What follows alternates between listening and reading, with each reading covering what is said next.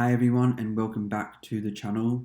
Today is episode 4 of Tea Talks, and today we are going to be discussing the subject of delayed gratification. I'm just going to make this sort of a shorter video.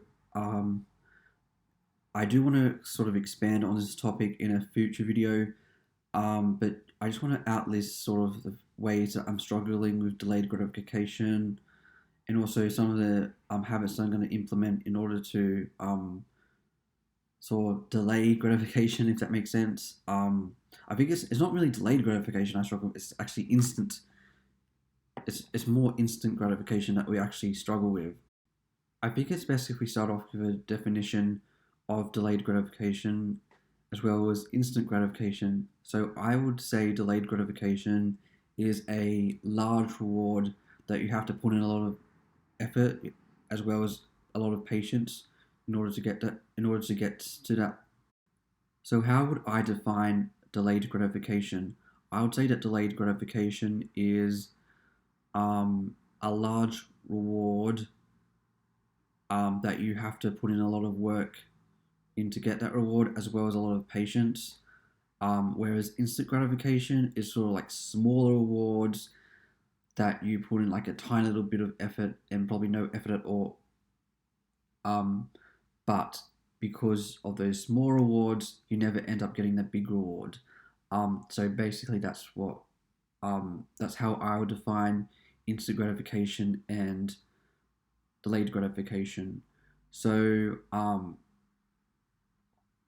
delayed gratification, it also sort of connects to dopamine, which dopamine is a concept that I am slightly familiar with. I'm not an expert in it by any means. I don't know a lot about it, but I do know enough that it has dopamine is to do with addiction. Um, and I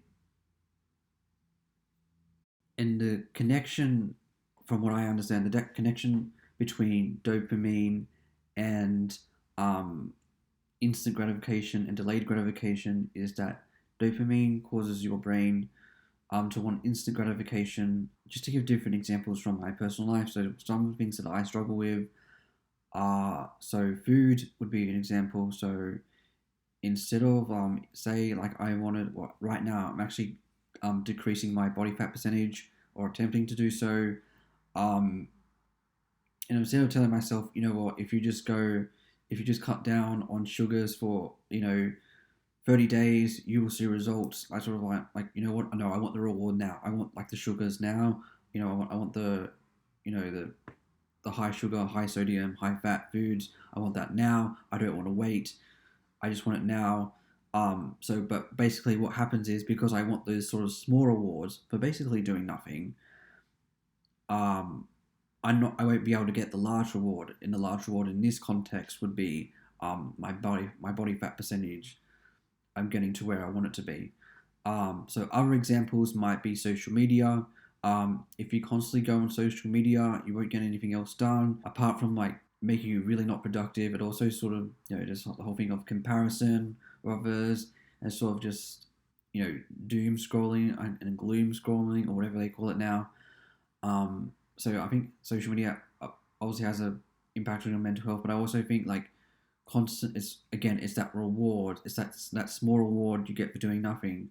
um and I think social media is one of those things that people like to set them a challenge for themselves to not go on social media, because it is so addictive.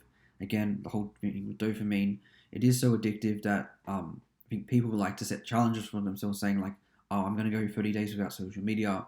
I think that is like a good thing to do. I mean, obviously, I don't think I could go that long, if I'm being honest, which is a bit sort of sad and a bit concerning to think about. I don't think a lot of people couldn't go that long.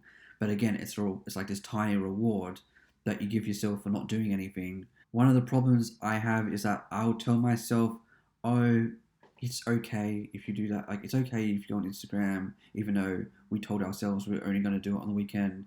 It's okay to have lots of chocolate, even though we're supposed to be. I'm just giving you an example. It's okay if we have lots of chocolate and lots of ice cream and all this stuff, even though we said we wouldn't do that for the next few weeks.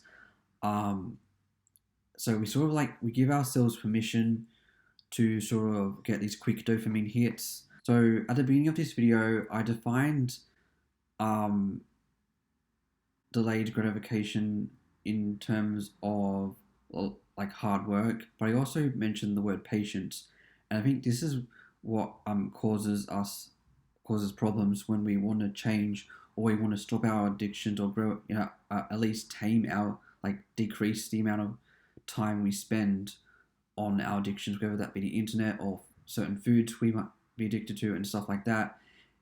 Is that if we go like we don't see the changes in like the very early on, and we sort of want to see those changes early on, but we don't. So we just give up, and I think that's to do with like not being patient. Like if I that could also do with like wanting to change in terms of like being fit. So if you were so like I would consider like wanting to sleep in as like instant gratification. Like it's a small reward. So like for doing nothing.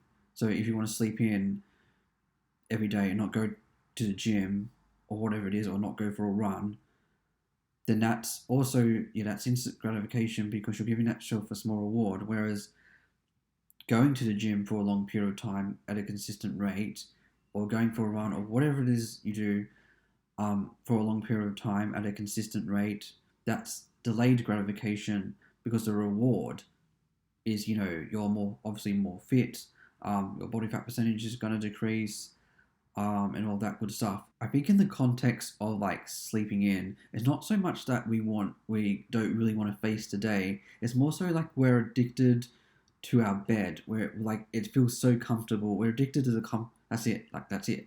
I just figured it out then. Like we're addicted to comfortableness, even though I've already figured it out like a long time ago. But I also think there is something to be said about comfort zones and addiction. I think we are addicted to our comfort zones. So just to give an example, if you might be addicted, and I know I am to a certain extent, you might be addicted to the bed. And what I mean by that, no, I don't mean in terms of that, although that's a whole other problem. I forget that I said that.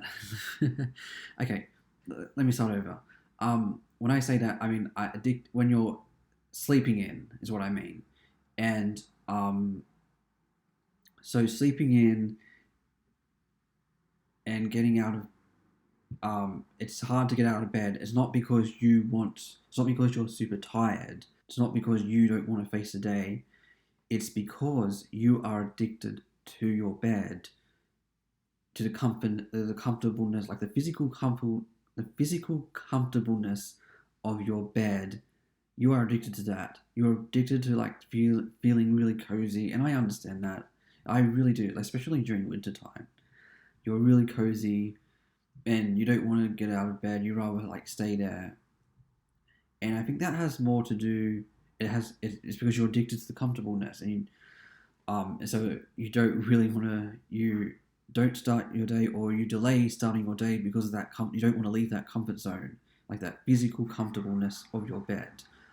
And also there's a truck outside, so that's nice. But that's sort of a reward in itself because you don't want to you don't want to leave the comfortableness because that's a reward. Whereas if you left that comfort zone, if you left your bed to start your day, you would actually get things done. You would actually have time to go to the gym or go for a run and do all that stuff. And because if you did all that, you would have a win, which is like maybe you would make more money, or you would be more fit, or you just be more generally productive. And so that would be a large reward. That would be delayed gratification. But because you don't want to get out of bed, because you want to sleep in, you end up not getting that big reward. You just have that small win of like sleeping in maybe like an hour or so later than you normally would. And obviously there's something to be, obviously you're getting more sleep. But then again, that extra sleep might not be necessary, especially if you're not actually sleeping or just sort of laying there awake and just being lazy. Anyway, moving on. Okay, this noise is really bothering me, but I'm gonna go push through with the video. No delayed gratification. Okay, so one of the ways I'm gonna delay my gratification is that I am going to learn to become more disciplined. Discipline is something that I really struggle with. So one of the things I want to do is look into discipline to try and become more disciplined, obviously. So I do want to make a video about discipline, being disciplined and disciplinary, whatever. Um, I want to make a video about that subject. I think that would be interesting to talk about. But for now, I need to learn how to become more disciplined because I'm really not there yet. But the other way that I want to the other way I want to delay gratification is by setting challenges for myself. By just sort of like small challenges, saying like I'm going to go a week without this, or I'm going to go 2 weeks without this. I'm just going to slowly build up, and also I'm going to work on my good habits by every day or like every day I'm going to try and do this every day. I'm already doing that with I'm already doing the Ugly Duckling 180 challenge, which is like a 6 months challenge I'm doing. I think I'm just I'm slowly building like better habits and slowly decreasing bad habits. I'm going to talk about how I'm doing that in a upcoming video. But for now, I think it's just for me. I just need to concentrate. I just need to. I think if I set myself like small challenges, I can slowly like delay gratification and sort of like decrease instant gratification. So those are the things I'm doing. I know that's not much, and also because the outside is really noisy, I sort of want to wrap the video up here. I do apologize about the noise. I think it's probably a bit more irritating to me than it is to anyone who's watching this video. But anyway, thank you very much for watching, and I will see you in the next video.